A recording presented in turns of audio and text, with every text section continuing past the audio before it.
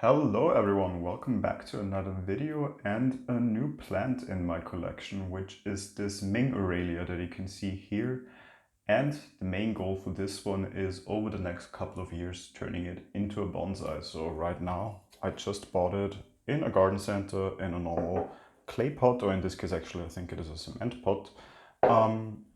My goal for it is really to turn it into a bonsai because, as you can see, those Ming Aralias have great trunks normally when you find them somewhere in garden centers, in plant stores, wherever. They are quite readily available normally, and they do have great trunks.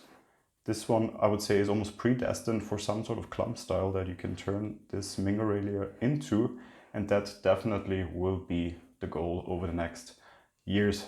So today is the starting day for that, by just taking a closer look at it together with you and deciding already on some initial cuts, initial styling decisions.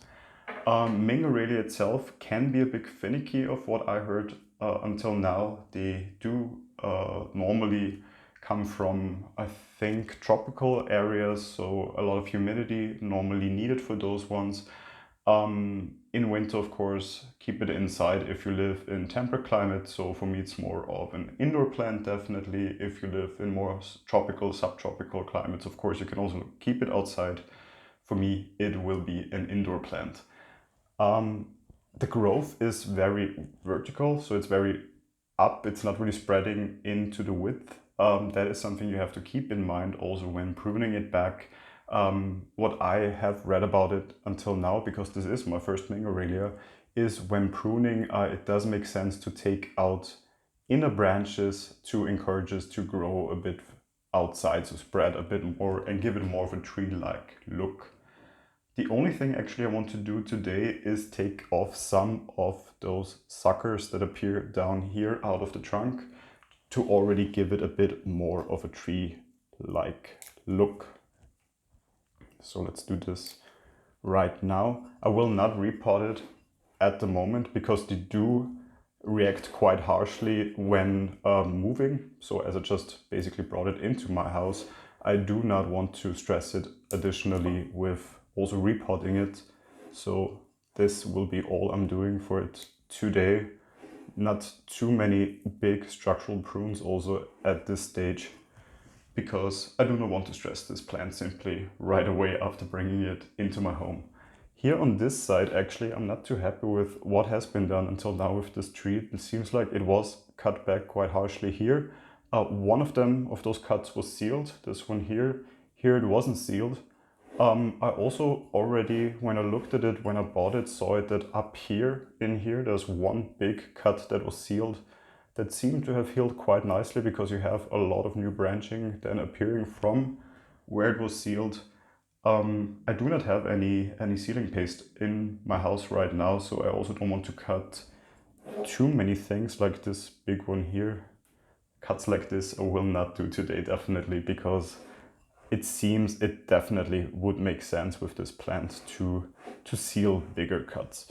But smaller diebacks like this one here, I can simply take out, because it actually is quite visible where it has died back already and where it's then safe to take out this dieback, like here for example. To open it up here a bit, this newly sealed one also actually seems like we can take it out already. Opening up the trunk here also a bit more will also improve the look overall. To give you an idea, we opened it up here a bit more, giving it already a more interesting trunk in my opinion. This one here we'll leave on. This growth here I actually quite like, because it starts to branch out a bit, so it gives it a more tree-like shape already, though I will prune it back to 4 or 5 leaf pairs here. Also this one up here I might take a bit back. Actually, looking at it, I actually rather keep to what I said before, and we'll take the inner one out and open it up simply a bit. Because, as I said, quite top heavy as a tree. And I do want to give it some more outward motion here. This one I will nevertheless take out because it's simply too long. So I do want to get rid of that. And here we have some lower branching that I also would like to get rid of to clean out the trunk a bit. Here it's actually anyway a dead one that we can take out.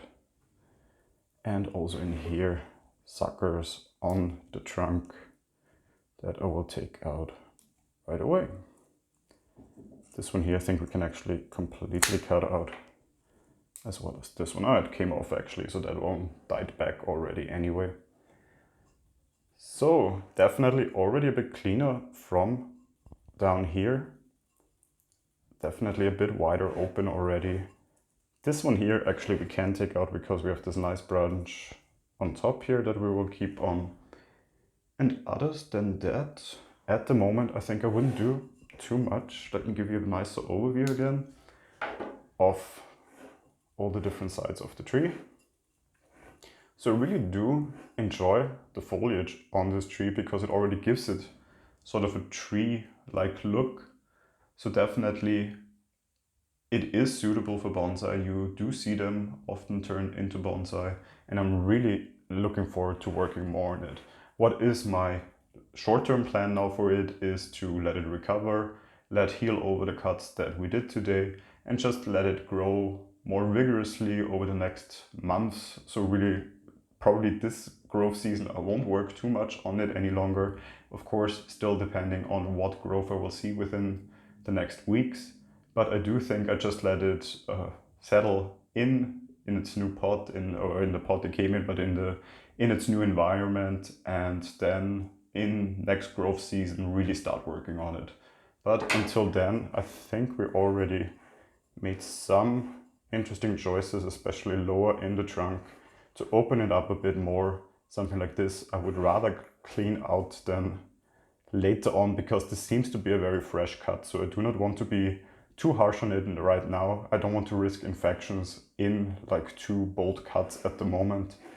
We did already cut out quite a lot on this side, opening up the trunk here. Maybe we will see some new growth, or we might move this growth a bit more in this direction, giving it already then more of a clump style look by spreading out some of those lower branches. And I think there is good potential in this tree. So hopefully lots and lots of things to do with this in the future. If you have any questions about Ming Aralias, my plans for this tree, or if you have any suggestions for this tree, of course, feel free to leave them in the comments. I will get to answer them as soon as I see them. And otherwise, hopefully I will see you in the next video. Until then, goodbye.